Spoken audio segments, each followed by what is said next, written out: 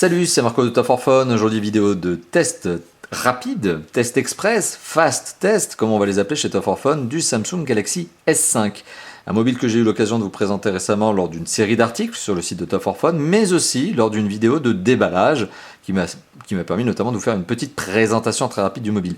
Alors aujourd'hui, on est bien sur la vidéo de test rapide, donc c'est-à-dire qu'on va s'attarder sur le téléphone, certes, mais moins longuement, bien sûr, qu'un test plus long chez Top for Phone qui dure généralement 1 heure.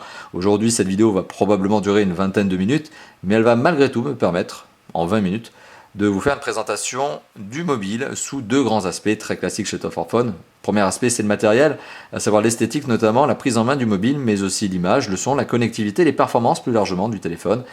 Et la deuxième partie va porter sur le système d'exploitation, Android 4.4.2 ici, KitKat, et la surcouche graphique, parce que oui, il y en a une, mais elle n'est pas que graphique, elle est fonctionnelle et applicative, donc qui s'appelle la TouchWiz UI, et qui a été complètement refondue, remaniée par Samsung, et je le dis tout de suite, c'est une véritable réussite. À la fin de ces deux grandes parties, on aura bien sûr une conclusion au cours de laquelle je vous donnerai mon premier avis, mon premier sentiment sur ce téléphone qui, je vais le dire, vaut 679 € en prix d'attaque en avril 2014, mois de lancement, c'est pas rien. Donc un prix qui justifie son positionnement ultra haut de gamme. Enfin, le positionnement ultra haut de gamme justifie le prix aussi justifie le positionnement. Quoi qu'il en soit, c'est un prix qui forcément ne le met pas à la portée de toutes les bourses. On est vraiment sur le haut du panier. On est sur un mobile qui vient concurrencer des gros mastodontes du marché, notamment le HTC One M8 qui vient tout juste d'être commercialisé à son tour, le LG G2 qui commence déjà à prendre quelques mois mais qui reste un très bon mobile que je vous présenterai également en comparaison avec ce téléphone, et puis d'autres comme l'iPhone 5S par exemple, typiquement le genre de concurrent que Samsung a envie d'abattre. Voilà, et le Samsung Galaxy S5, pardon, vous voyez, je dis S4 mais c'est le S5, est typiquement là pour ça. Alors je dis S4 tout simplement parce que j'ai le S4 à côté. Alors je vous rassure, le S4 que vous voyez est un factice. Oui, je n'ai pas 150 téléphones à la maison, il m'est très difficile de vous montrer tous les téléphones en simultané. Le S4 que j'ai ici, c'est un factice. Je vous dis ça tout simplement parce que l'écran est beaucoup moins lumineux.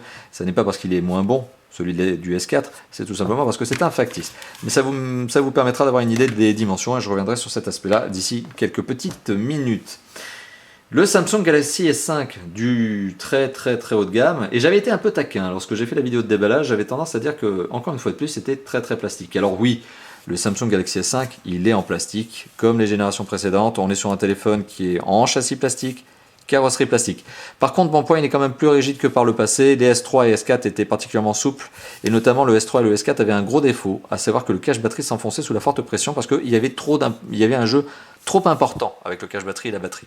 Là, pour le coup, on est sur un téléphone qui est malgré tout de même plus rigide que ses prédécesseurs, et c'est un bon point. Donc on peut être certes critique sur le fait qu'il reste en plastique, mais il ne fait pas cheap, au contraire, et il fait nettement moins souple, nettement moins cheap que les générations précédentes, sur lesquelles j'avais été effectivement très taquin au niveau du cache batterie notamment. Alors, on va faire le tour du propriétaire de ce téléphone et vous allez voir, c'est une réussite en termes de design. Alors certes, c'est une évolution du S3, c'est une évolution du S4.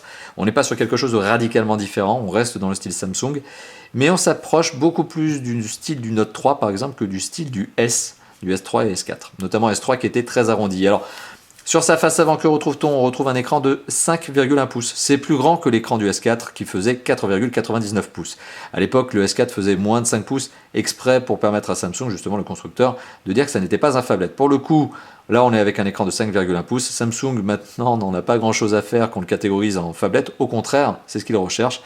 Et donc on se retrouve avec un écran de 5,1 pouces, en dessous duquel on retrouve l'incontournable touche physique accueil, c'est classique chez Samsung, mais on retrouve aussi deux touches sensitives rétroéclairées, tout aussi classiques, avec une touche menu contextuel qui sert à gérer le multitâche, comme je vous le montre, et une touche retour sur le côté droit. Bon, ça encore, c'est du très grand classique. Au-dessus de l'écran, on retrouve le marquage Samsung. Bon, rien de bien étonnant, vous êtes fier d'avoir un Samsung Galaxy S5, et bien montrez-le sur la face avant du mobile, c'est le cas avec la marque. On retrouve l'écouteur, toujours protégé par cette grille très typique du constructeur sud-coréen. Voilà, hop, on la voit ici. À côté, sur le côté droit de cette grille, on retrouve deux LED, pas du tout, pardon, deux capteurs. Voilà, il faudrait que j'arrête de dire des bêtises, mais ce sont deux capteurs, un capteur de luminosité, un capteur de proximité, et ici on retrouve la caméra frontale, si utile, tant utile pour faire des selfies de mégapixels. Dans le coin ici, en haut à gauche, très discrètement placé, on ne la verra pas en fait comme ça, il y a la LED de notification qui notamment s'allume en rouge par exemple lorsque vous êtes en train de recharger le téléphone. Alors sur le pourtour du téléphone, sur tout le tour, on retrouve le pourtour. Voilà, donc le pourtour chromé, eh bien la différence avec un S4 qui déjà était un petit peu plus anguleux, c'est que eh bien, il est encore plus en angle droit, et encore plus droit que le S3. Le S3 était très arrondi, le S4 était déjà plus en angle, le S5 est complètement en angle. Si ce n'est le cache batterie ici qui affiche toujours une petite rondeur. Voilà, mais on est sur un style qui commence à devenir un peu plus, à mon sens, masculin, moins arrondi. Ça plaira peut-être encore à ces dames, il faut le voir. À vous de me le dire dans le commentaire justement si vous êtes concerné. Donc on retrouve ici le bouton de contrôle de volume plus-moins, lequel affiche un style un petit peu plus rigide, plus solide que les boutons précédents. On dirait presque du métal, mais ça reste malgré tout encore du plastique. Sur le dessus du mobile, on retrouve notamment ici un jack 3.5 et on retrouve ici l'entrée micro secondaire. Mais surtout, ce qui est intéressant de noter, parce que c'est original, ça ne se trouve pas sur tous les téléphones, enfin bon, sur les ultra haut de gamme si, mais le port infrarouge, tout simplement. On retrouve ici donc de l'infrarouge, utile donc pour se servir de ce téléphone comme télécommande, pour télécommander votre télé. Je ne sais pas si ça va vous plaire, mais enfin bon, c'est la fonctionnalité principale de ce capteur infrarouge. On retrouve sur le côté droit le bouton de contrôle on-off, enfin le bouton power on-off, c'est pas un contrôle mais c'est un bouton on-off. On retrouve ici une petite fente qui permet de retirer le cache batterie comme je vais le faire d'ici quelques instants. Sous le dessous du mobile, on retrouve une petite trappe qui permet d'accéder à deux emplacements, donc deux ports, pardon. Le port micro USB 3.0, c'est intéressant à noter, il est déjà 3.0, il est configuré pour ça, et le port MHL 2.0. On retrouve aussi l'entrée micro primaire. Donc ça c'est pour les côtés du mobile. Sur l'arrière du mobile, on retrouve ce cache-batterie qui présente un motif. Alors c'est plus qu'un motif parce que c'est vraiment incrusté. Ce sont des petits picots mais vers l'intérieur, des petits points qui voilà, font un petit style particulier. Alors dans la version dorée de ce téléphone, c'est peut-être pas très heureux, mais dans la version blanche, je trouve ça assez sympathique. Ça rajoute un petit côté design assez classos. On retrouve ici le haut-parleur, lequel présente un tout petit... toute petite excroissance, alors je ne sais pas si on arrivera à l'avoir la caméra, voilà, peut-être comme ça, mais qui permet de décoller le haut-parleur en théorie de la table lorsque vous posez le téléphone à plat dessus, pour éviter d'avoir un son trop étouffé au niveau du haut-parleur. Dans la réalité, ça ne sert strictement à rien, je vais vous le montrer d'ici quelques instants, le son est toujours autant étouffé.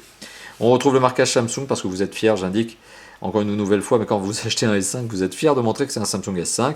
On retrouve le capteur frontal, lequel possède la particularité de présenter une petite excroissance. Ça, c'est encore très classique. C'est lié au fait que le mobile est extrêmement fin et que le capteur photo, lui, possède une série de lentilles, tout simplement parce qu'il est autofocus.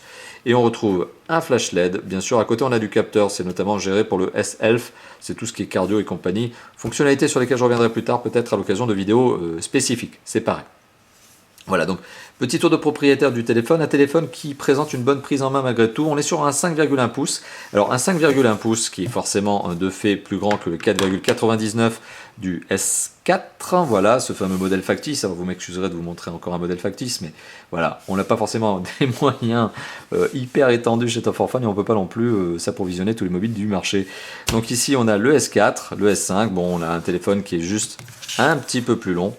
Et bon, en termes d'épaisseur, normalement, il est un petit peu plus fin, mais on ne le ressentira pas vraiment. En fait, c'est plutôt la longueur qui est devenue plus significative sur le S5. Alors, petite particularité, donc je vous donne des informations qui sont, oui, il est plus grand, il est plus long, etc. Mais je ne vous ai pas donné les dimensions précises. 14,2 cm de long, 7,2 cm de large, et je vais arrêter de cliquer n'importe où, et un tout petit peu plus de 8 mm d'épaisseur. Donc autant dire qu'il fait 8 mm d'épaisseur. Bon point justement de la construction totalement en plastique et de sa carrosserie, de son châssis en plastique, pardon, c'est que ce téléphone ne pèse que 145 grammes. C'est plutôt léger pour un phablette de 5 pouces, notamment un phablette de cette catégorie-là, ultra haut de gamme, c'est plutôt léger. Alors un téléphone justement que j'ai cité comme étant un ultra haut de gamme qui vient typiquement concurrencer, et je l'ai évoqué tout à l'heure, tout simplement LG G2. Alors on a ici le LG G2 qui lui aussi est un haut de gamme, qui désormais vaut quand même dans les 450 €, il est sorti il y a déjà quelques mois, mais en termes de performance, ce fameux LG G2, il n'est pas complètement largué. Donc tout ça pour vous dire que voilà, en termes d'image, en termes de performance, bon le LG G2 est certes un petit peu en dessous. Ce qui fait la grande différence finalement entre ce fameux haut de gamme qui est le Samsung Galaxy S5 et d'autres hauts de gamme comme le G2, c'est tout simplement la surcouche. Samsung est un constructeur qui sait faire de la surcouche. Et d'ailleurs, pour tout vous dire, si je dois qualifier, selon moi, le constructeur qui sait faire la meilleure surcouche au monde, eh bien c'est Samsung. Voilà. Donc c'est un avis, c'est très subjectif ce que je suis en train de vous dire, mais selon moi, la surcouche la plus aboutie au niveau d'Android, eh bien elle est proposée par Samsung, c'est la TouchWiz UI, et ici elle a été complètement remaniée. On va y revenir, comme je vous l'ai dit tout à l'heure, on reviendra sur cet aspect en deuxième partie de la vidéo.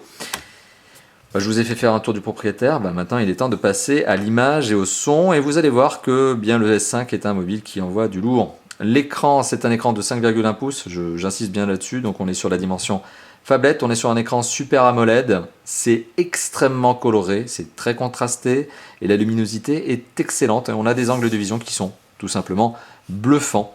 Alors je vais lancer une petite vidéo YouTube pour vous permettre d'avoir non seulement l'idée de la qualité de l'image, mais aussi l'idée de la qualité du son. Et ça va me permettre notamment de vous montrer que lorsque le téléphone est posé sur une table, et bien forcément le son est étouffé. C'est ce que je vous disais il y a quelques instants. Je vais mettre le son au maximum, ça permet notamment de se rendre compte. Le son est étouffé. Je décolle le téléphone, et voilà, on se rend compte que le son est de fait moins étouffé, mais ça va de soi, c'est normal. Mais c'est vraiment le test significatif pour vous montrer que ce téléphone, bien une fois posé sur la table, perd quand même pas mal de puissance au niveau du son. Malgré tout, de la puissance, il en a à revendre. Le haut-parleur est vraiment balèze, il envoie du lourd, ça sonne fort. Le son est même plutôt bon, plutôt propre, plutôt clair pour un haut-parleur, c'est assez bluffant. Et au niveau de l'image, donc comme je vous l'évoquais il y a quelques instants, on est sur donc un écran 5,1 pouces avec une résolution Full HD, 1920 pixels par 1080 pixels, donc c'est bien un 1080p, c'est du Full HD, et c'est très beau. Densité de pixels, vous allez le voir, c'est bluffant, on est sur du 435 ppp, pixels par pouce, ou ppi en anglais, pixels per inch. Juste pour moi le temps de vous laisser voir la vidéo et de vous laisser voir la qualité de l'image. Je zoome dessus pour vous montrer que bien avant de voir des pixels, il faut y aller très fort. Il faut vraiment balancer le mode macro bien méchant avant de commencer à voir des pixels. Et encore, quand je dis ça, c'est franchement très bel écran. Encore une fois de plus, c'est très subjectif ce que je suis en train de vous dire, mais d'un autre côté, vous êtes en train de voir vous-même ce que ça donne. L'image est superbe, elle est sublime. Et les angles de vision, comme je vous l'évoquais, ils sont juste bluffants. Voilà, on arrive encore à avoir de l'image. C'est pas perdu, vous voyez. Donc très belle qualité d'image.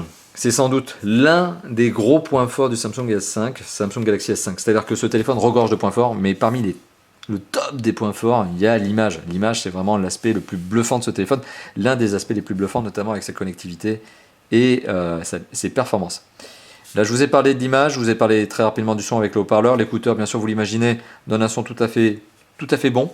On a aussi deux entrées micro, je le rappelle, pour vous permettre d'avoir une meilleure qualité de voix avec votre interlocuteur. Il vous entendra mieux, notamment si vous êtes dans un environnement bruyant, puisque ça va permettre d'atténuer le bruit extérieur. Et vous avez un jack 3.5 qui, bien sûr, vous vous en doutez, donne un son tout à fait normal. Il n'y a pas de problème là-dessus, c'est tout à fait cohérent par rapport au titre MP3 que vous écoutez. Alors, je vous parlais des performances, et bien quoi de plus facile que de les valoriser avec une application comme Antutu. Alors on va lancer l'application Antutu Benchmark 4 version X, exprès pour éviter d'être trické par les fameux constructeurs qui s'amusent à faire des petites optimisations quand ils détectent une application de benchmark. Samsung Galaxy S5 sur Antutu X4, qu'est-ce que c'est? Ça donne 33 991 points. On va arrondir ça à 34 400 points si vous me le permettez. 34 400 points, pas du tout, mais 34 000 points. On est sur quelque chose qui est juste énorme. On est dans le haut du panier. On est vraiment sur l'un des plus puissants des smartphones du moment. Clairement parmi le top 5, voire même le top 3. Un téléphone très puissant. Puissant parce qu'il a des composants derrière qui sont forcément dans le haut du panier, encore une fois de plus. Alors on est sur un téléphone qui est doté d'un processeur Qualcomm Snapdragon 800, c'est une des références du marché. En termes de processeur, c'est le processeur de l'américain Qualcomm. Une référence parce qu'il est puissant, une référence parce qu'il vous permet aussi d'accéder à la 4G, au contraire de certains processeurs. Alors c'est pas certain, mais c'est au contraire de tous les processeurs Mediatek qui restent encore en 3G+, qu'ils vous limitent de fait à la 3G+. Donc on est bien sur un téléphone qui vous permet d'avoir de la 4G grâce à son processeur Qualcomm Snapdragon 800, une bête de course. On a aussi un processeur graphique qui, là, pour le coup, est aussi une bête de course, un Adreno 330, qui vient parfaitement compléter le processeur que je viens de vous évoquer il y a quelques secondes. À côté de ça, on a 2 Go de RAM, et je fais juste une petite parenthèse sur le processeur parce que je ne vous l'ai pas indiqué, mais on est sur un 4 cœurs cadencé à 2,5 GHz. Du lourd, du gros, du pâté, du lourd, ça coupe du bois, c'est du Samsung Galaxy S5, c'est méchant. C'est pas là pour rigoler, ce téléphone est là pour défoncer la concurrence, comme je vous l'ai dit il y a quelques instants encore. et ben les composants sont là pour le permettre. Et alors la mémoire de stockage, je vous l'ai évoqué, ce téléphone est décliné en deux versions, notamment sur le marché européen. Il existe en 16 Go de mémoire interne et 32 Go de mémoire interne. Et bien la version 16 Go, tout simplement, et bien lorsque vous l'allumez pour la première fois, c'est classique chez Samsung, mais c'est classique chez tous les constructeurs. Et bien au final, lorsque vous l'allumez pour la première fois, ce téléphone ne fera plus que 12 Go de mémoire de stockage interne, ce qui est un petit peu dommage. Ce qui veut dire qu'au final, en fait, vous en perdez 4 au premier démarrage. Et qu'est-ce qui deviennent ces 4 Go qui sont perdus au premier démarrage? C'est tout simplement parce que premièrement, ils sont pris par le système d'exploitation, Android 4.4.2, qui est quand même relativement gourmand en termes d'espace disque entre guillemets, mais surtout la surcouche TouchWiz, je vais y arriver, je vais arrêter de bafouiller, qui est juste aussi très gourmande, très gourmande en ressources RAM, mais très gourmande aussi en ressources de mémoire de stockage. Et alors la RAM, forcément, c'est pas très grave sur ce téléphone parce qu'il y en a quand même 2 Go, et c'est pas lui qui va laguer, hein, il va pas ralentir. Bon. Alors, je viens de me rendre compte que j'avais oublié de vous montrer l'intérieur du mobile, je vous l'avais promis. On va tout simplement enlever le cache batterie. Et on va regarder ce que l'on retrouve à l'intérieur du mobile. À l'intérieur du mobile, on retrouve cette fameuse batterie que j'ai eu l'occasion de vous présenter lors du déballage, 2800 mAh. C'est en dessous des 3000 mAh du LG G2 par exemple. Mais en théorie, c'est censé permettre à ce téléphone d'avoir une bonne autonomie. Je dis en théorie puisque je n'ai pas encore testé son autonomie. Ça sera lors du test justement. La prochaine vidéo, que je vous en parlerai. On trouve ici deux emplacements, l'un sous l'autre. L'emplacement de la carte SIM format micro est en dessous, l'emplacement de la micro SD est au-dessus. Et pourquoi je vous fais cette petite parenthèse, pourquoi je vous parle de la micro SD? Bien, je vous parlais de la mémoire de stockage limitée, 16 Go, notamment sur la version de base de ce fameux S5, qui devient limité à 12 Go lorsque vous l'allumez pour la première fois. Mais l'emplacement micro SD lui permet d'ajouter jusqu'à 128 Go de mémoire. Alors les cartes micro SD de 128 Go, elles ne sont pas encore données, elles coûtent encore plusieurs dizaines d'euros, c'est bonbon. Mais les 32 et 64, elles, pour le coup, deviennent beaucoup plus accessibles maintenant. Et une carte 32 Go, ça vaut une trentaine d'euros. Une carte de 64 Go, ça vaut une cinquantaine d'euros. Voilà, sur le web, c'est pas forcément l'investissement le plus déraisonnable qui soit pour un téléphone de cette catégorie. Au contraire, moi, je vous recommande d'ailleurs, si vous achetez le Samsung Galaxy S5, je vous recommande vraiment d'acheter une micro SD au passage, parce que voilà, vous bénéficierez du maximum de puissance, de potentiel de votre mobile. Voilà, quand on a un ultra haut de gamme, c'est vraiment pour y aller, c'est vraiment pour le charger à fond. Et oui, je vous recommande donc une micro SD, non pas parce que le téléphone n'est pas capable de se débrouiller tout seul sans, mais tout simplement parce que ça vaut vraiment la peine de l'exploiter à fond. Voilà, donc ça c'était pour vous parler des performances. Alors je ne vous ai pas parlé des autres applications, je ne vous ai pas parlé notamment de 3D Mark. 3D Mark qui est l'application qui permet de tester les performances 3D, forcément comme son nom l'évoque, du téléphone. 18 271 points, c'est énorme. C'est énorme, c'est cataclysmique. Ce téléphone éclate, encore une fois de plus, un certain nombre de concurrents. C'est clairement la preuve que ce téléphone est capable de faire du gros jeu 3D. Et je vais vous le montrer d'ici quelques instants. On retrouve Quadrant qui me permet également de vous benchmarker le téléphone. 17 582 points, donc on va arrondir à 17 600 points. Encore une fois de plus, c'est du très très gros, du très très lourd. Ça envoie du pâté, comme je vous l'ai dit. Epic Citadel, alors c'est assez particulier. On est sur un téléphone qui a une image qui est quand même assez impressionnante, Full HD, un téléphone qui a des performances de dingue, et sur Epic Citadel, 54,4 FPS. Alors on est très très très très au-dessus des 24 FPS qui sont le minimum nécessaire pour ne pas avoir de ralenti, de saccade au niveau de l'image. On est à 54, c'est juste presque au niveau du maximum atteignable par un smartphone en 2014. De toute façon, même en 2013, c'est 60 FPS le maximum. Et bien là, on est à 54,4. Alors il y a certains concurrents qui arrivent à faire un tout petit peu mieux, 56, 58. Le HTC One M8 arrive par exemple à 59. Mais de 54 à 59, finalement, pour tout vous dire, on ne sent pas la différence. Vraiment, à l'œil nu, ça ne se voit pas. Et les graphismes sont juste magnifiques. Je vais juste lancer la petite démo, notamment de Epic Citadel, mais pas pour vous montrer le benchmark, mais juste pour vous montrer la qualité du design d'un jeu 3D. Alors, on va faire aussi un autre jeu 3D qui est Asphalt 8 en qualité maximale de design, donc au max au niveau du design. Mais voilà, c'est juste très très beau. Et c'est un téléphone qui tourne forcément rapidement, même sur du Full HD. On est sur une résolution Full HD qui suppose que le téléphone soit très puissant. C'est le cas. Voilà. Donc très très belle qualité d'image. Alors je vous parlais notamment bien des jeux. On va lancer ce fameux Asphalt 8. Asphalt 8 qui par défaut, lorsque vous le lancez sur ce téléphone, est en qualité donc résolution max, qualité d'image max. J'ai même pas eu besoin de choisir, j'ai même pas eu à choisir en fait finalement, parce que quand on allume ce téléphone, le son et l'affichage, on remarque ici que qualité visuelle, hop, on se retrouve directement en élevé. Donc pas à choisir, c'est le téléphone qui choisit parce qu'il a estimé que il était suffisamment puissant pour tout faire tourner. Voilà.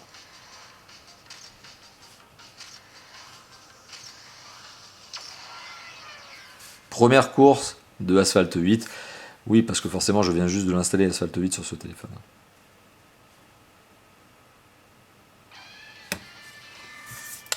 Voilà.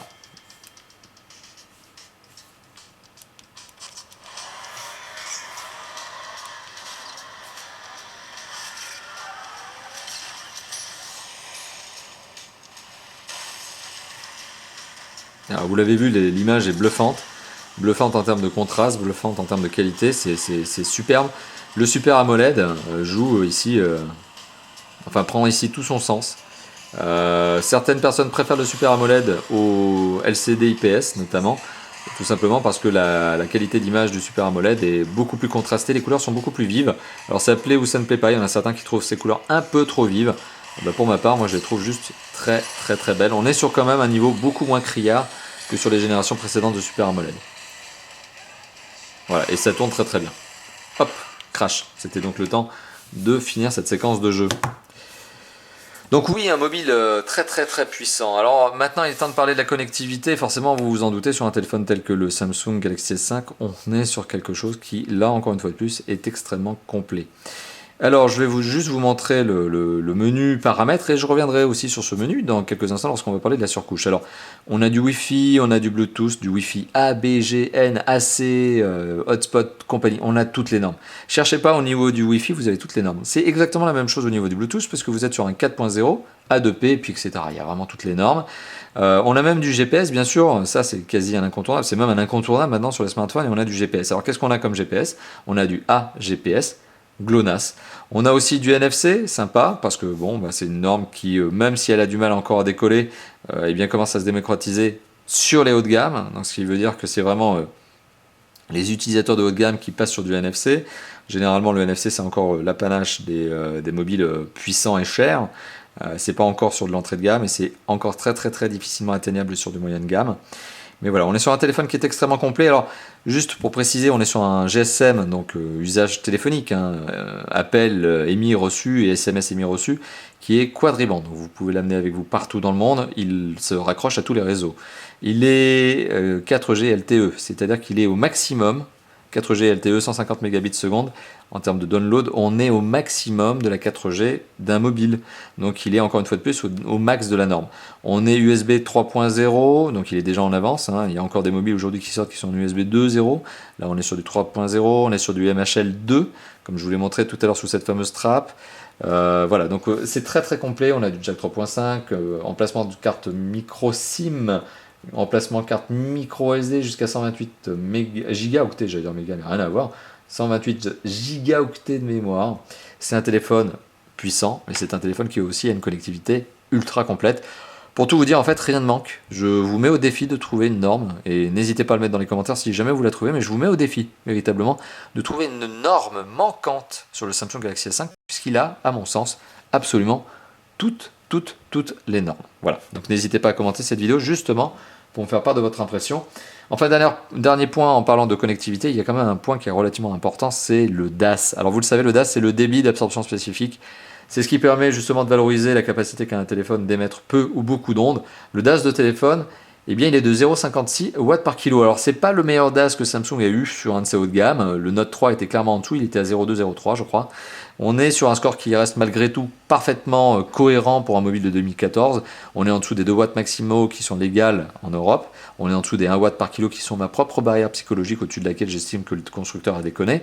On est à 0,56. C'est pas exceptionnellement bon au regard de certains concurrents. Même au sein de Samsung même, c'est pas exceptionnellement bon. Mais c'est pas non plus catastrophique, c'est pas mauvais non plus. Donc on est dans la bonne norme, on est dans la bonne moyenne. Voilà.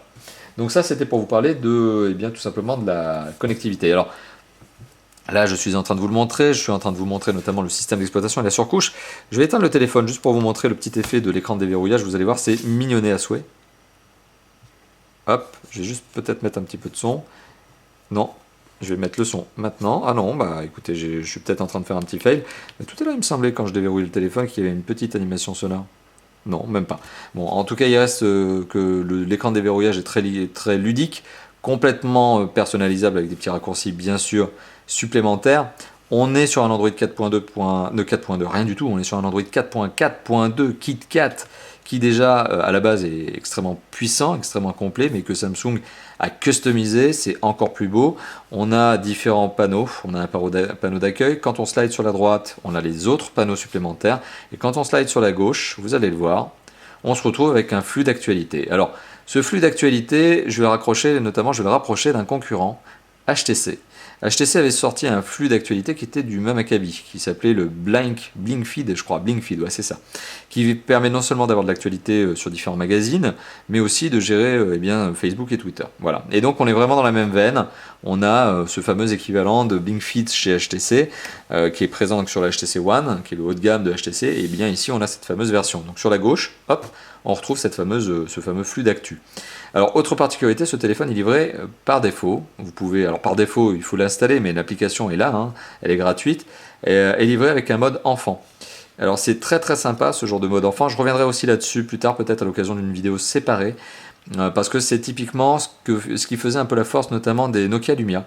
Donc, vous voyez, en fait, Samsung Galaxy S5, c'est un peu particulier parce qu'il est très bon déjà à la base, mais non seulement pour vraiment enterrer la concurrence, eh bien, il prend les bons points de tous les concurrents et il les met à l'intérieur. Donc c'est-à-dire que non seulement déjà à la base on a un mobile qui est très bon, mais on a un mobile qui a cherché absolument à accrocher toutes les forces des concurrents et à se positionner dessus.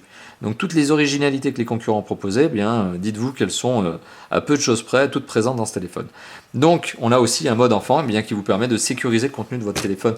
C'est pas bête parce que quand vous avez un enfant, par exemple, puisque c'est bien l'utilité du mode enfant, quand vous avez un cousin ou une cousine, enfin quelqu'un qui risque de shipper votre téléphone et de l'utiliser de manière voilà, un peu libre, eh bien vous n'avez peut-être pas envie forcément que cette personne accède à vos photos, vous n'avez peut-être pas envie que cette personne accède à du contenu internet, etc. Donc il faut sécuriser un peu l'environnement, on ne sait jamais. Hein. Eh bien le mode enfant, il est là pour ça, et encore une fois de plus, c'est une très très très très bonne idée. Alors autre détail, vous l'avez remarqué, là je vais parler du graphique. Oui, il y a de la surcouche graphique, il y a du design, il y a du fond d'écran, il y a du son bien sûr, il y a des icônes qui ont été retravaillées. Mais là où ça devient véritablement frappant, c'est ce que je vous montrais tout à l'heure, c'est au niveau des paramètres. On se retrouve vraiment avec le design flat, c'est du flat design. Ce flat design qui était apparu en style notamment avec Apple et cette fameuse génération iOS 7 qui est le système d'exploitation, donc iOS 7 d'Apple, eh bien ce flat design qui est devenu très très à la mode au fur et à mesure du temps, des mois passés, eh bien Samsung a su l'utiliser et on se retrouve ici avec un flat design qui à mon sens est très réussi. Là où on pouvait reprocher à TouchWiz génération précédente d'être peut-être un peu lourd au niveau de son design, pas forcément au niveau apprentissage du téléphone, mais vraiment lourd au niveau du design, c'était un peu mastoc, et bien là on a quelque chose qui est flat, qui est très épuré au niveau des icônes. Alors on se retrouve avec une sorte de petit effet d'ombré, calque de l'icône, mais c'est très beau, c'est vraiment très très propre. C'est vraiment graphiquement très réussi. Cette surcouche graphique, je la trouve vraiment très très belle. Alors à côté de ça, bien sûr, il y a une blinde absolue de fonctionnalités. Il y a notamment, et je ferai une vidéo séparée, un détecteur d'empreinte digitale. Ça, je ne vous l'ai pas présenté tout à l'heure en termes de connectivité, mais vous pouvez déverrouiller votre téléphone avec une empreinte digitale. C'est très très fort. Encore une fois de plus, vous voyez, c'est un point fort qui est apparu sur l'iPhone 5S. Et bien, qu'est-ce qu'a fait Samsung? Ok, pas de problème. L'iPhone 5S propose ça. Hop. Ah, vous allez le voir. Pourquoi j'ai fait ça? L'iPhone 5S a justement cette force qui est cette fameuse empreinte digitale. Eh ben voilà, vous la retrouvez sur le Samsung Galaxy S5. Voilà, donc vous pouvez déverrouiller votre téléphone de cette manière-là. Vous pouvez aussi déverrouiller un certain nombre de fonctionnalités. Regardez, dites OK Google. Oh, et voilà, OK Google. C'est tellement sensible. Voilà, il faut dire dites OK Google. Je le dis doucement parce que sinon le téléphone va me capter. Et donc là, si je dis OK Google, voilà. Météo Paris. Paris, la température est de 16 C'est tellement degrés gadget, avec vous un voyez, ciel c'est vraiment dégagé. mais tellement gadget. Mais c'est S-Voice qui s'appuie aussi sur bien la reconnaissance vocale de Google. Voilà, c'est super bien fait. Alors S-Voice, c'est pas l'application la plus intelligente qui soit, puisque finalement elle exploite une fonctionnalité de Google. Mais voilà, c'est bien packagé, c'est bien travaillé. On se retrouve avec ce genre de petits gadgets, de petites fonctionnalités super marrantes. Et voilà. Et moi personnellement, je suis très fan. Ok Google. Quelle est la Tour Eiffel? Qu'est-ce que la Tour Eiffel? Ouais, là il va y avoir du mal. Hein. On va voir. Paris, la température est de 16 degrés avec Météo un Tour ciel Eiffel. dégagé. On va réessayer parce que là je l'ai quand même été un petit peu vache au niveau de la reconnaissance. Je lui dis une phrase mais complètement tarabiscotée. Tour Eiffel. Voici quelques Ah, informations voilà, sur voyez. Tour Eiffel. Il comprend tout. On est très très loin du S-Voice de première génération qui avait du mal à comprendre ce qu'on lui disait. Là, on est sur un S-Voice qui s'appuie donc sur la fonctionnalité Google et qui là, pour le coup, est excellentissime. Oh, mais ça va, dis donc, tu vas pas arrêter, non? Bon. Voilà, donc tout ça pour justement cette fameuse fonctionnalité de S-Voice. Non, c'est bon. Et ben voilà, donc en termes de surcouche, bon, je reviendrai aussi sur ces différents aspects parce que sur la partie logicielle, il y en a tellement à dire. Il y en a tellement à dire. Comme je vous l'ai dit tout à l'heure, notamment en début de vidéo, Samsung est vraiment le constructeur référence en matière de surcouche, à mon sens. On est sur du très très bon, du très très très très très bon. Voilà, donc il est peut-être temps de parler juste, petite dernière parenthèse, de l'usage de ce téléphone. Alors je vais parler du capteur photo, un 16 mégapixels avec flash LED, autofocus, encore une fois de plus. Un certain nombre de confrères revendiquent ce téléphone comme étant l'un des meilleurs de la catégorie, l'un des meilleurs photophones qui existent. Alors, pour le moment, je ne suis peut-être pas aussi enthousiaste. Ce que je vais vous dire, c'est que je vais continuer à faire une série de photos de ce téléphone. Sachez qu'il y en a forcément qui seront publiés sur l'article test, qui est publié à son tour sur le site de Top 4 Phone, mais voilà, je serai plus lent justement au niveau du capteur photo que certains de mes confrères qui se sont peut-être un peu emballés très très vite. Je vais prendre le temps et je vais vraiment vous dire à la fin ce que je pense de ce dernier. Parce que je pense que voilà, un capteur photo sur un téléphone, il ne faut pas se précipiter. Il faut prendre plusieurs photos. Il faut prendre des photos en lumière naturelle, lumière de studio, c'est ce qui est le cas ici. Faire des vidéos, etc. pour vraiment se rendre compte de ce qu'est le capteur photo. Mais a priori, effectivement, il fait partie des meilleures références sur des mobiles en ce moment. Voilà, donc eh bien, je crois qu'on a fait un tour assez exhaustif finalement dans une vidéo qui devait être rapide. Alors j'avais dit une vingtaine de minutes, finalement on a une trentaine de minutes, mais vous voyez le téléphone, il y en a tellement à dire, et encore j'ai pas tout couvert. Et pour tout vous dire, je ferai probablement des vidéos isolées sur les grandes fonctionnalités phares de ce téléphone. Notamment, je le répète, l'empreinte digitale, la gestion des empreintes digitales, j'en ferai une vidéo vraiment mais séparée, parce que ça a vraiment de l'intérêt. Voilà, donc une vidéo de test rapide, hein, qui finalement dure une demi-heure, donc c'est pas si rapide que ça, du Samsung Galaxy S5. Voilà, alors n'hésitez pas justement à me dire si ce type de format vous convient, si c'est le genre de vidéo que vous appréciez. N'hésitez pas tout simplement à le mettre dans les commentaires. Et si la vidéo vous plaît, bah voilà, vous savez que sur YouTube vous pouvez mettre des pouces verts, ça fait toujours plaisir, ça stimule la vidéo, ça nous stimule, nous, l'équipe de Top 4 Fun et plus particulièrement moi ici, puisque je suis le testeur, à faire d'autres vidéos. C'est toujours sympathique de savoir qu'on fait du boulot qui vous plaît. Voilà, donc la vidéo de test du Samsung Galaxy S5, et il est temps pour moi de vous dire à bientôt. N'hésitez pas surtout, juste une petite parenthèse, à donc nous rejoindre sur la chaîne YouTube Top 4 Fun, sur notre chaîne donc YouTube Top 4 Fun tout attaché. N'hésitez pas à vous abonner si ça n'est pas déjà le cas. Et si c'est le cas, bien, je vous remercie de justement faire partie de ces 30 et quelques mille abonnés, plus de 33 000 je crois maintenant à date, en avril 2014. N'hésitez pas aussi à passer sur notre site top-fort-fun.fr, une URL que vous pouvez trouver dans la description de cette vidéo. Également le forum sur lequel on a une section qui s'appelle quel téléphone choisir. Donc si vous avez plusieurs hauts de gamme en vue et que vous ne savez pas lequel prendre, bien c'est là-bas qu'il faut poser votre question, tout simplement. Et il y a deux autres endroits où nous retrouver, Facebook, Twitter. Pourquoi je vous les cite? Eh bien tout simplement parce que vous avez le planning de test et vous avez des petites infos flash. Tout simplement, il faut savoir que c'est là-bas, par exemple, que je vous ai dit que j'étais en train de tester le S5 en avance par rapport à sa sortie. Et bien voilà, c'est typiquement le genre d'endroit où vous pouvez interagir avec nous, me poser quelques questions en avant-première sur des mobiles qui ne sont pas encore sortis mais que j'ai le plaisir d'avoir. Et voilà, et dernière parenthèse, je tiens véritablement à remercier Jean-François chez Matériel.net, donc spécial dédicace à Jean-François qui m'a permis d'avoir ce téléphone. C'est Matériel.net qui m'a permis d'avoir ce téléphone, donc c'est du téléphone chez Matériel.net. Vous pourrez retrouver le lien qui vous permet d'acheter le téléphone justement dans la description de cette vidéo, sachant que Matériel.net a pour objectif de toujours proposer les meilleurs prix du marché. Et c'est une boutique que je recommande en termes de qualité service client, parce qu'ils sont vraiment très très bons là-dessus, puisque je suis, vous vous en doutez, moi-même client de Matériel.net. Voilà, allez, fin de parenthèse, merci d'avoir visionné cette vidéo, je vous dis à très très très bientôt pour la vidéo de test étendue et les vidéos complémentaires sur le Samsung Galaxy S5. Allez, à bientôt, ciao ciao.